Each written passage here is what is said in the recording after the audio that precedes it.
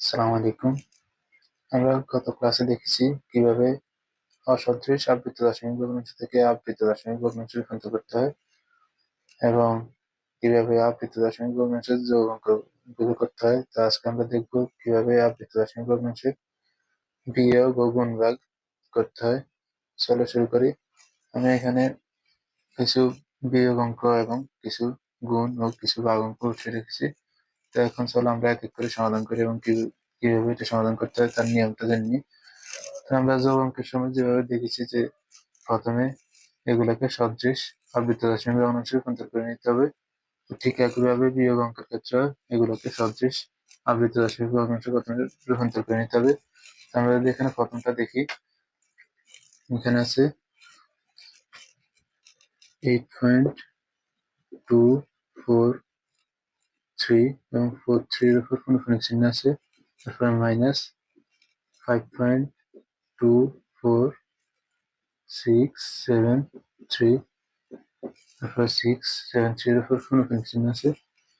আমরা যদি এখানে এটা সমাধান করি তাহলে প্রথমে 8.243 এটাকে সদৃশ আবৃত দশমিক ভগ্নাংশে রূপান্তর করতে হবে এবং দুটোটাকে 8.243 এবং 5.24673 এই দুটোটাকে সদৃশ আবৃত দশমিক ভগ্নাংশে রূপান্তর করতে হবে। চলো আমরা শুরু করি। 24673, তো এখানে আমরা যদি দেখি যে এখানে অনাবৃত অঙ্কের সংখ্যা হচ্ছে 2টি এবং এখানে হচ্ছে 1টি। তো আমরা যে আবৃত দশমিক ভগ্নাংশটি সদৃশ আবৃত দশমিক ভগ্নাংশে রূপান্তর করব, সেখানে আমাদের অনাবৃত অংশের সর্বোচ্চ সংখ্যা অনাবৃত অংশের সংখ্যা হবে কত, এখানে যেখানে আবৃত দশমিক ভগ্নাংশ দুটোর মধ্যে যেটার অনাবৃত অঙ্কের সংখ্যা বেশি ওইটা প্রথমে হবে।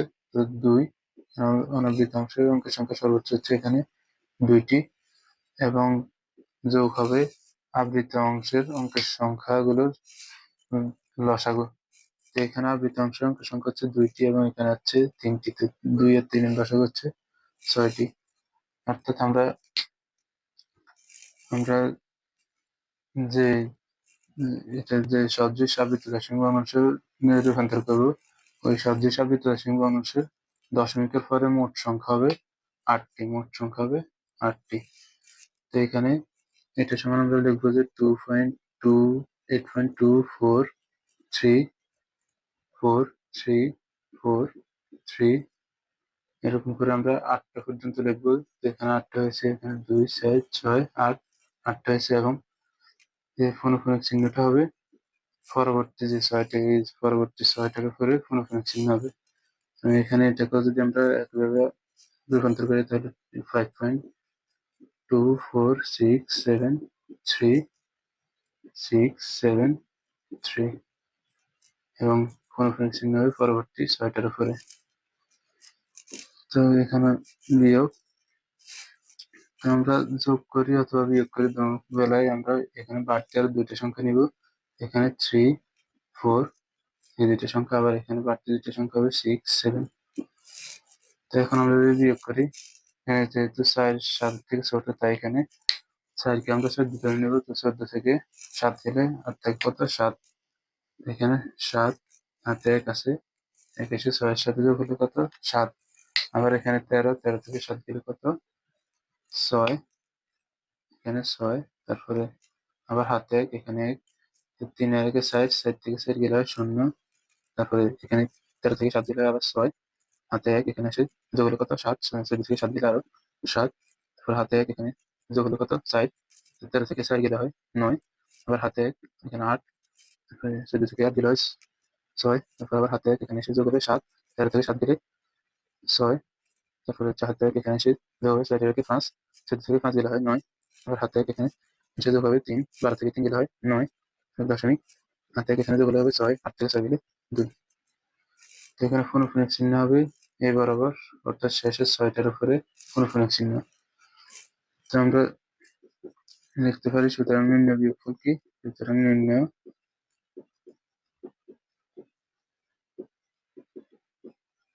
বিয়োগফল ইকুয়াল টু 2.9966 9760 এইগুলোর উপরে পুনঃপুন চিহ্ন হবে, অর্থাৎ এই সংখ্যাগুলো বারবার রিপিট হবে।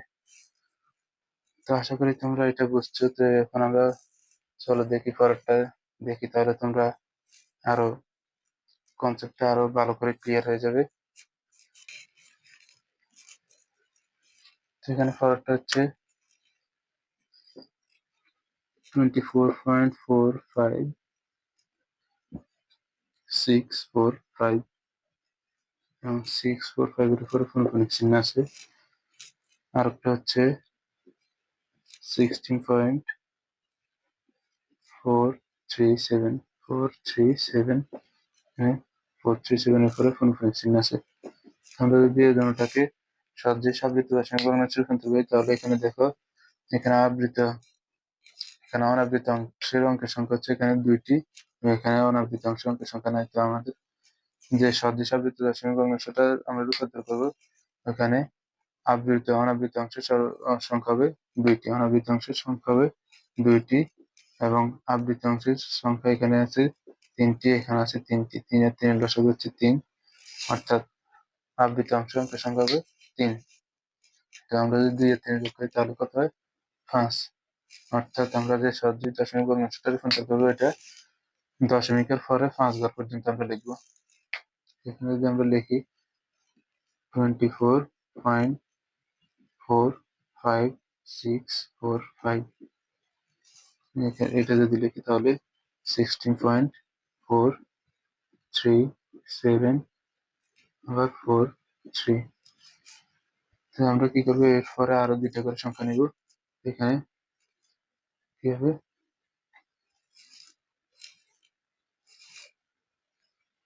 এখানে পরবর্তীতে হবে 64, পরবর্তী দুইটা 64 এবং এখানে পরবর্তী দুইটা হবে কি,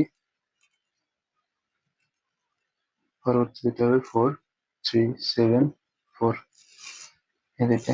তো এখন যদি আমরা বিয়োগ করি ওটাকে, তাহলে এখানে 4 থেকে 4 গেলে হয় 0, এখানে 6 যেহেতু 7 থেকে বড়, তাহলে 6 থেকে 16 ধরে নিতে হবে। তো 16 থেকে 7 গেলে 8 থাকে 9, তারপর হাতে 1, এখানে 3 আর 1 4, 5 থেকে 4 গেলে হয় 1, তারপর এখানে 4 থেকে 4 গেলে হয় 0, আর এখানে 16 থেকে 7 গেলে হয় 9, হাতে 1, 3 থেকে 5 থেকে 4 গেলে হয় 1, আবার 4 থেকে 4 গেলে হয় 0, তারপরে দশমিক, 14 থেকে 6 গেলে হয় 8 এবং হাতে 1, এখানে 0। তো এখানে 8.01, তারপরে এখানে পুনঃপুনিক চিহ্ন হচ্ছে এই 3টার উপর, শেষের 3টার উপরে, আর এখানেও পুনঃপুনিক চিহ্ন হবে এই শেষের এই 3টার উপরে। সুতরাং আমাদের নির্ণয় বিয়োগফল কি হয়? সুতরাং নির্ণয় বিয়োগফল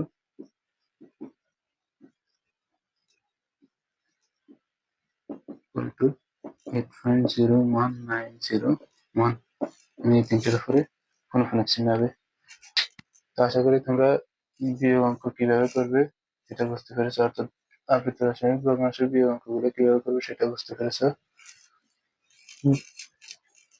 এটা করা খুবই সহজ। তোমরা শুধু দেখবে যে প্রথমে অনাবৃত অংশের অঙ্কের সংখ্যা কোন জায়গায় কতটি আছে।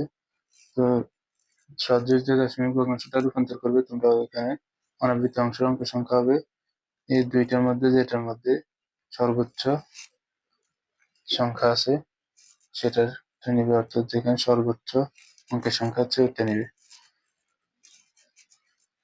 তোমরা সদৃশ আবৃত দশমিক ভগ্নাংশে রূপান্তর করার সময় প্রথমে এই দুইটা থেকে যেখানে সর্বোচ্চ অনাবৃত অংশের সর্বোচ্চ সংখ্যা যেখানে আছে ওইখানের সর্বোচ্চ সংখ্যাটা নেবে, অর্থাৎ এখানে যেহেতু দুইটা সর্বোচ্চ 2 আছে, এখানে সর্বোচ্চ 2 নিচ্ছে এবং প্লাস আবৃত অংশের অঙ্কের সংখ্যাগুলোর লসাগু, এখানে আবৃত অংশের অঙ্কের সংখ্যা 3, এখানেও 3, 3 আর 3 লসাগু হচ্ছে 3। তো আমরা দুটোটা যোগ করলে মোট হয় 5, অর্থাৎ দশমিকের পরে মোট অঙ্ক হবে 5টি, এখানেও দশমিকের পরে মোট অঙ্ক 5টি। তারপর আমরা এটা দিয়ে আরো বাড়তি করে 2টা সংখ্যা নিব। এখানে পরবর্তী যে সংখ্যাগুলো আসে, অর্থাৎ 645, তারপরে 64, এখানে 437, তারপর 437, তারপর আবার 4 আসে। আমরা আরো পরবর্তী 2টা সংখ্যা নিয়ে তারপরে সাধারণভাবে আমরা বিয়োগ অঙ্ক যেভাবে করে থাকি একইভাবে বিয়োগ করব। বিয়োগ করার পরে এখানে আমরা যে 3টার উপরে অর্থাৎ শেষে যে তিনটার উপরে কোনো চিহ্ন হবে, এখানে ঠিক একই বরাবর ওই তিন অঙ্ক বরাবর যে তিনটা অঙ্ক থাকবে ওই তিনটার উপরে কোনো চিহ্ন হবে। সুতরাং নির্ণয় বিয়োগফল হবে 8.01901। আশা করি তোমরা বিয়োগ অঙ্কগুলো সবগুলা পারবে। এখন আমরা চলো গুণ অঙ্ক দেখি, গুণ অঙ্ক কিভাবে করে। 4.3 এবং 3 এর উপরে কোনো চিহ্ন, তারপরে ইন্টু 5.7 ইকুয়াল টু আমরা কি লিখতে পারি, এখানে 4.3 গুণফনিক। আমরা যদি এখানে এটাকে যদি আমরা গুণ এবং ভাগের ক্ষেত্রে প্রথমে গুণফনিক যে সংখ্যাটা থাকবে, অর্থাৎ আবৃত্ত যে সংখ্যাটা থাকবে এটাকে সাধারণ ভগ্নাংশে রূপান্তর করবো, এবং গুণ এবং ভাগের ক্ষেত্রে ঠিক একই নিয়ম, অর্থাৎ আবৃত্ত দশমিক ভগ্নাংশ থেকে আমরা সাধারণ ভগ্নাংশে রূপান্তর করে নেব প্রথমে। এখানে যদি আমরা দেখি যে 4.3 এর উপরে কোনো চিহ্ন আছে, তো আমরা যদি এটাকে সাধারণ ভগ্নাংশে রূপান্তর করি তাহলে কি হয় দেখো, তাহলে এখানে ফুনফুনিক অর্থাৎ আবৃত অঙ্কের সংখ্যা কতটি আছে, একটি। তো এখানে 9, একটি হলে 9 একটা, দুইটা হলে 9 দুইটা, অর্থাৎ আবৃত অঙ্কের সংখ্যা যতগুলো থাকবে এখানে 9 ততগুলো হবে। তারপরে উপরে হবে মোট সংখ্যা যত আছে তত, অর্থাৎ 4.3, তারপরে মাইনাস হবে আবৃত অংশ বাদে যতগুলো সংখ্যা আছে সবগুলো এখানে বসে যাবে। এখানে আবৃত অংশ ব্যতীত আর শুধু 4 আছে, তো এখানে 4, কিন্তু এখানে আবৃত সংখ্যা একটি আছে, তো এখানে একটি 9, তারপরে হচ্ছে এখানে মোট সংখ্যা হচ্ছে 5 7 মাইনাস এই যে আবৃত সংখ্যা ব্যতীত বাকি অঙ্কগুলো, অর্থাৎ -5। এখানে যদি আমরা বিয়োগ দিই তাহলে কি হবে,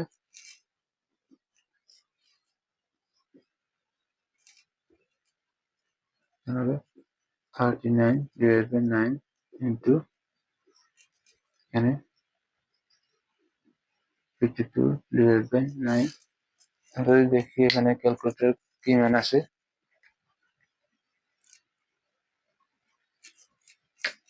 এখানে এটা সমান আসে 676/27। এটা যদি আমরা দশমিকে বাইর করি মান তাহলে কি আসে 25.037, অর্থাৎ এখানে 037টা বারবার রিপিট হচ্ছে, এখানে হবে 25.037 মিটার পার ফুনফুনিক চিহ্ন। আশা করি তোমরা এটা বুঝতে পেরেছো যে কিভাবে আবৃত দশমিক ভগ্নাংশের গুণ অঙ্কটা করতে হয়। তোমরা যারা আবৃত দশমিক ভগ্নাংশ থেকে সাধারণ ভগ্নাংশে রূপান্তর করতে পারো না, তোমরা আমার আগের লেকচার গুলো দেখবে, এখানে আমি কিভাবে আবৃত দশমিক ভগ্নাংশ থেকে সাধারণ ভগ্নাংশে রূপান্তর করতে হয় এটা খুব সুন্দরভাবে বুঝিয়ে দিচ্ছি। তোমরা অবশ্যই ওই ভিডিওটি দেখবে, তাহলে আশা করি তোমরা আবৃত দশমিক ভগ্নাংশ থেকে সাধারণ ভগ্নাংশে রূপান্তর করতে পারবে। তো এটা করার সময় এরকম কোন অঙ্ক অথবা অঙ্ক করার সময় প্রথমে সাধারণ ভগ্নাংশে রূপান্তর করে নেবে, তারপরে ক্যালকুলেটরে গুণ করে এখানে মানটা বসাই দিবে, তাহলে উত্তর হয়ে যাবে। এখন আমরা দেখি পরের যে অঙ্কটা আছে, পরের যে গুণ অঙ্কটা আছে এটা আমরা করি। এখানে পরবর্তী গুণ অঙ্ক আছে 2.5 ইন্টু 4.3735, 5 এর উপর ফুনফুনি চিহ্ন, তারপর আছে ইন্টু 1.234, 3 এর উপরে ফুনফুনি চিহ্ন আছে। আমরা যদি এটাকে যদি প্রথমে সাধারণ ভগ্নাংশে রূপান্তর করি তাহলে আমরা জানি যে এখানে নিয়ম কি, দশমিকের জন্য একটা 1 এবং তারপরে যতগুলো সংখ্যা থাকবে ততগুলোর জন্য ততটা শূন্য বসবে। যেহেতু একটা আছে তো এখানে 10, অর্থাৎ শূন্য একটা বসবে, আর উপরে হবে মোট সংখ্যা যতটা আছে তত, কিন্তু আবৃত দশমিক ভগ্নাংশে রূপান্তরের ক্ষেত্রে এখানে যতগুলো ফুনফুনিক অর্থাৎ আবৃত অংশের সংখ্যা যতগুলো থাকবে ততগুলো 9, এবং যতগুলো অনাবৃত অংশের সংখ্যা থাকবে ততগুলো 0, অর্থাৎ এখানে অনাবৃত অংশের সংখ্যা হচ্ছে একটি, তো এখানে একটি 0, এবং উপরে বসবে মোট দশমিক ব্যতীত মোট সংখ্যা যতটা আছে সবগুলো বসবে, অর্থাৎ 3435 মাইনাস আবৃত অংশের সংখ্যা ব্যতীত বাকি সংখ্যাগুলো বসবে, অর্থাৎ 43। তারপর আবার ইন্টু, এটা করে যদি আমরা নিই তাহলে এখানে আবৃত অংশের সংখ্যা দুইটি অর্থাৎ দুইটা নয়, এবং অনাবৃত অংশের সংখ্যা একটি অর্থাৎ একটা জিরো। তারপর উপর হবে এখানে পুরো সম্পূর্ণ সংখ্যাটা বসবে 1 2 3 4 মাইনাস এখানে আবৃত অংশের ব্যতীত বাকি যে সংখ্যাটা থাকে ওইটা, অর্থাৎ এখানে 1 2 এটা বসবে। এখন যদি এখানে আমরা বিয়োগ দিই তাহলে কত হবে 25 ডিভাইড বাই 10 ইন্টু এখানে হবে 392 ডিভাইড বাই 90 ইন্টু এখানে 1 2 2 2 ডিভাইড বাই 990। যখন আমরা যদি এটাকে গুণ দিই তাহলে কি হয় দেখো,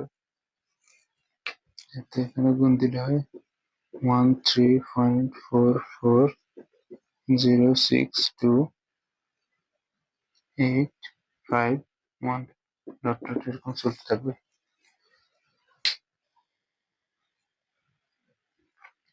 আশা করি তোমরা গুণাঙ্ক পারবে, অর্থাৎ গুণাঙ্ক করার সময় তোমরা শুধুমাত্র আবৃত দশমিক ভগ্নাংশ থেকে সাধারণ ভগ্নাংশে রূপান্তর করে নেবে, তারপরে জাস্ট এই মানটাকে ক্যালকুলেটরে উঠে কি কত হয় এটা বসে দিবে, তাহলে তোমাদের গুণাঙ্ক শেষ। আশা করি তোমরা গুণাঙ্ক পারবে। এখন চলো আমরা ভাগাঙ্ক করি। আমরা এখানে প্রথমে এই ভাগাঙ্কটা উঠে নিই 7.32 এবং 32 এর উপরে কোনো চিহ্ন, তারপর হচ্ছে ভাগ 0.277 এর উপরে কোনো চিহ্ন। আমরা ভাগের ক্ষেত্রে কি করবো, প্রথমে আবৃত দশমিক ভগ্নাংশ থেকে সাধারণ ভগ্নাংশে রূপান্তর করে নেব। তো এখানে কি হবে, যেহেতু আবৃত অংশের সংখ্যা এখানে দুইটি আছে তাহলে এখানে কি হবে 2টি 9, এবং তারপর হচ্ছে উপর হবে সবগুলো সংখ্যা দশমিক ব্যতীত সবগুলো সংখ্যা আমরা বসাই দিব, অর্থাৎ 732 মাইনাস এখানে আবৃত অংশ যে সংখ্যা দুটি আছে ওই দুটি বাদ দিয়ে বাকি সংখ্যাগুলো এখানে বসবে, অর্থাৎ এখানে আবৃত অংশের সংখ্যাগুলো ব্যতীত আর শুধুমাত্র 7 আছে, অর্থাৎ -7। তারপর আবার ভাগ এখানে আবৃত অংশের সংখ্যা হচ্ছে একটি এবং অনাবৃত অংশের সংখ্যা হচ্ছে একটি, তাই এখানে একটা 9 এবং একটা 0, এবং মোট সংখ্যা হচ্ছে এখানে 27 মাইনাস এখানে আবৃত অংশ ব্যতীত বাকি সবগুলো, আবৃত অংশ ব্যতীত আর আছে 2, তাহলে এখানে -2। আমরা যদি করি এখানে কি হবে, ইকুয়াল টু 732 থেকে 7 বিয়োগ দিলে হয় 725 ডিভাইড বাই 99 ভাগ এখানে 25 ভাগ 90। আমরা যদি ওই পাশকে এখানে 725 ডিভাইড বাই 99 এবং ভাগকে যদি আমরা গুণ দিই তাহলে কি হবে, এই পাশ উল্টে যাবে, অর্থাৎ উপরে হবে 90 নিচে হবে 25। তো এখন আমরা যদি এটার মানটা ক্যালকুলেটর দেখি তাহলে কত আসে। তো এখানে আসে হচ্ছে 290 ডিভাইড বাই 11 ইকুয়াল টু 26.36 এভাবে চলতে থাকবে, অর্থাৎ এখানে 36 পুনরাবৃত্তি হচ্ছে, তো 26.36 এর উপরে কোনো চিহ্ন। তো আশা করি তোমরা অঙ্কটা বুঝছো। তো এখন আমরা অঙ্ক আরো দুটো আছে, এই দুটো করি তাহলে তোমাদের অঙ্কের কনসেপ্টটা আরো ক্লিয়ার হয়ে যাবে। এখন আমরা যদি পরের অঙ্কটা দেখি তাহলে এখানে সাধারণ ভগ্নাংশে রূপান্তর করে নিব। তো সাধারণ ভগ্নাংশে রূপান্তর করার ক্ষেত্রে এখানে কি হবে, আবৃত অংশের যতগুলো সংখ্যা থাকবে ততগুলো 9, অর্থাৎ এখানে 9 4টা, এবং উপরের সম্পূর্ণ সংখ্যাটা অর্থাৎ 22718 এটা বসবে, এবং মাইনাস আবৃত সংখ্যা ব্যতীত বাকি সংখ্যাটা বসে যাবে, অর্থাৎ -2 ডিভাইড বাই একইভাবে এখানে আবৃত অংশে যতগুলো সংখ্যা থাকবে ততগুলো 9, অর্থাৎ দুইটা 9, এবং অনাবৃত অংশের সংখ্যার জন্য একটা 0, এবং উপরে হবে সম্পূর্ণ সংখ্যাটা 1912 মাইনাস হচ্ছে এখানে আবৃত সংখ্যা ব্যতীত বাকি সংখ্যাটা, অর্থাৎ এখানে 19। তো আমরা যদি এখানে বিয়োগ দিই তাহলে কি হয়, 2 2 1 2 2 7 1 6 তারপরে ডিভাইড বাই হচ্ছে 9 9 9 9 এখানে ভাগ হচ্ছে 1 9 9 3 ডিভাইড বাই হচ্ছে 9 9 0 এখানে যদি আমরা ভাগ দিই তাহলে কত হয় 2 2 7 1 6 ডিভাইড বাই হচ্ছে 9 9 9 9 ইন্টু এখানে ভাগকে যদি আমরা গুণ দিয়ে দিই তাহলে এখানে পরবর্তী সংখ্যাটা উঠে যাবে অর্থাৎ 9 9 0 ডিভাইড বাই হচ্ছে 1 9 9 3। এখন আমরা এটার মানটা ক্যালকুলেটরে বের করে নিই। এখন 1 এখানে 1893 এবং 1893 তাহলে হবে 120 ডিভাইড বাই 101 এটা সমান হবে 1.1881188 এরকম ডট ডট অসংখ্য পর্যন্ত চলতে থাকবে। তো এখানে আমরা এটা সমান লিখতে পারি 1 পয়েন্ট এখানে যেহেতু 181 এটা বারবার রিপিট হচ্ছে তাহলে এখানে 1881 এই চারটি সংখ্যার উপরে ফুনফুনের চিহ্ন হবে। আশা করি তোমরা এই অঙ্কটা বুঝতে পেরেছো। এখন আমরা দেখি আর একটা আছে, এটাও করে ফেলি। আমরা যদি এখানে দেখি যে এটাকে যদি সাধারণ ভগ্নাংশে রূপান্তর করি তাহলে এখানে দশমিকের জন্য একটা 1 এবং দশমিকের পরে যতগুলো সংখ্যা থাকবে ততগুলোর জন্য ততগুলো শূন্য হবে। এখানে যেহেতু দুইটা সংখ্যা আছে তো এখানে দুইটা শূন্য এবং উপরে মোট সংখ্যাটা বসে যাবে অর্থাৎ 945। তারপর হচ্ছে এখানে ভাগ, এখানে আবৃত অংশের জন্য আবৃত অংশে যতগুলো সংখ্যা থাকবে ততগুলোর জন্য ততটা 9 এবং আবৃত অংশের সংখ্যার জন্য 0। তারপর হচ্ছে এখানে উপরে হবে মোট সংখ্যাটা অর্থাৎ 2863 মাইনাস এখানে আবৃতাংশ সংখ্যা আবৃতাংশের সংখ্যা ব্যতীত বাকি যে সংখ্যাটা থাকে ওইটা হচ্ছে 28। এখানে যদি আমরা এটা এখানে দেখতে পাই 945 ডিভাইড হচ্ছে 100 ইন্টু এখানে যদি আমরা এটা উল্টে দিই তাহলে হবে 990 ডিভাইড হচ্ছে 2835। এটাকে যদি আমরা ক্যালকুলেটরের মাধ্যমে গুণ করি তাহলে কত আসে দেখি। ক্যালকুলেট হয় 33 ডিভাইড বাই 10 ইকুয়াল টু হয় 3.3। তো এখানে এই অঙ্কটার আনসার হচ্ছে 3.3। সুতরাং নির্ণয় ভাগফলটা কি হয়, সুতরাং নির্ণয় ভাগফল ইকুয়াল টু 3.3। তো আশা করি তোমরা এখানে ভাগ অঙ্কগুলা বুঝতে পেরেছো এবং অনুকরণিক অধ্যায়ের এই অধ্যায়ের যোগ বিয়োগ গুণ ভাগ তোমরা তিনটা সাইডটা আশা করি বুঝতে পেরেছো।